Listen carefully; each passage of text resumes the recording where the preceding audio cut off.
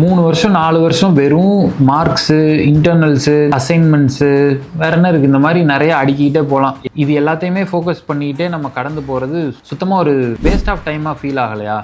But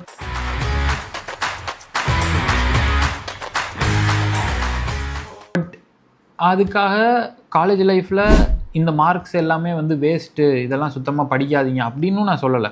the point is, இதை மட்டுமே நம்ம பண்ணிக்கிட்டு இருக்கிறது it will not make any sense.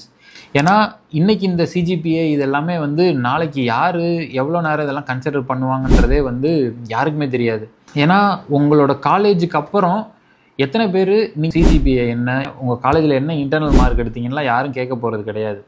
But என்ன ஒரு விஷயம் கேட்பாங்க அப்படின்னா, உங்களுக்கு என்ன ப்ராப்ளம் சால்விங் ஸ்கில்ஸ் இருக்குது, இல்லை ஒரு ப்ராப்ளம்னு உங்கள் முன்னாடி வந்து வச்சா அதை எப்படி நீங்கள் வந்து அப்ரோச் பண்ணுறீங்க, ஒரு விஷயம் தெரியலைன்னா அதை எப்படி டேக்கிள் பண்ணுறீங்க, இல்லை உங்களுக்குன்னு ஒரு பர்டிகுலர் யூனிக்கான ஒரு ஸ்ட்ரென்த் இருக்குன்னா அந்த ஸ்ட்ரென்த்தை எப்படி அந்த கம்பெனிக்கு அப்ளை பண்ண போகிறீங்க. இதெல்லாம் தான் வந்து செட் ஆஃப் டாக்ஸாகவே இருக்கும் when you go for an interview. Even என்னோட ஒரு இன்டர்வியூலையுமே ஃபுல் அண்ட் ஃபுல் அந்த ஒரு கம்பெனியோட சினாரியோஸை சொல்லி அந்த சினாரியோவை நான் அந்த கம்பெனியில் இருந்தால் எப்படி அப்ரோச் பண்ணியிருப்பேன்றது தான் மேக்ஸிமம் டிஸ்கஸ் பண்ணோம்.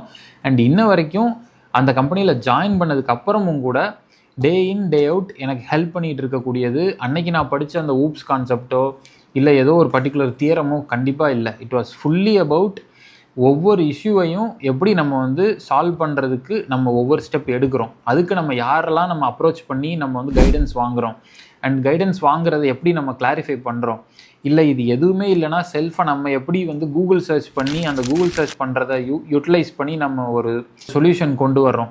இந்த மாதிரி நிறைய ஆங்கிள்ஸில் வந்து இது எல்லாமே வந்து அடங்கியிருக்கு. அப்போது நம்ம கிளாஸ் ரூமில் இருந்து நம்ம கற்றுக்கக்கூடிய விஷயங்கள் எல்லாமே வந்து அப்போ வேஸ்ட்டாக அப்படின்னா இல்லை.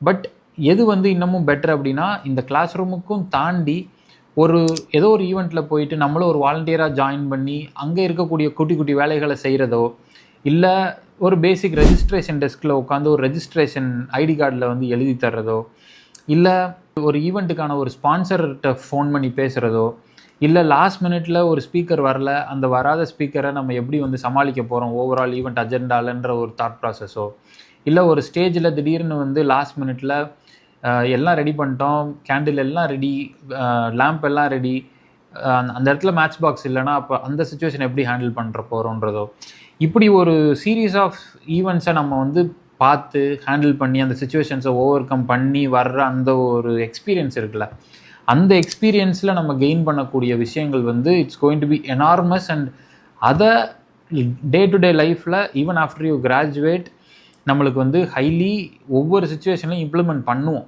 ஏன்னா அன்னைக்கு உன்னால் லாஸ்ட் மினிட்ல ஒரு மேட்ச் பாக்ஸ் அரேஞ்ச் பண்ண முடிஞ்சது அப்படின்னா, நாளைக்கு உன்னோட ஒரு கம்பெனியில் ஏதோ ஒரு சுச்சுவேஷனில் ஏதோ ஒரு லாஸ்ட் மினிட் நீடை யாருக்கு ஃபோன் பண்ணணும், யார்கிட்ட சொன்னால் என்ன வேலை நடக்கும் அப்படின்றத தெளிவாக நம்மளால் பண்ண முடியும் அப்படின்ற ஒரு எக்ஸ்போஷர் தான் அன்னைக்கு நம்ம எக்ஸ்பீரியன்ஸ் பண்ணக்கூடிய அந்த ஈவெண்ட்டாக இருக்கட்டும், இல்லை ஏதோ ஒரு இனிஷியேட்டிவாக இருக்கட்டும், எல்லாமே.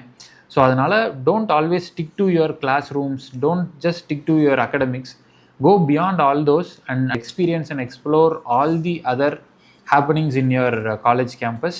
And அதுதான் உங்களோட lifelong it's going to make a huge sense and huge impact.